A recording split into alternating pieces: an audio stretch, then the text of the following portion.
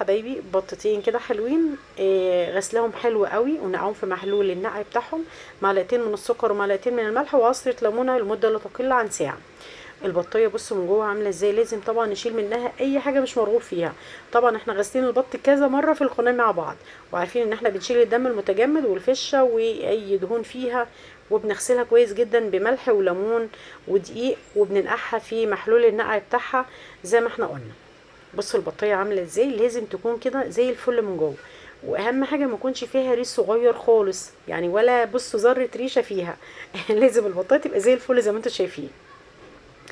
وهشطب بقى التانية من محلول النقع بتاعها برضو، وهنا مع حلتين على نار فيهم ميه مغليه، ونزلت بيه بصلايه وجزرايه وطماطمايه في كل حله منهم، وبعد كده نزلنا فيه بالبطه بتاعتنا. تمام كده، تمام. بعد كده حبايبي بقى اي ريم بقى بيبدا يظهر كده، بنبدا ان احنا نشيله اول باول.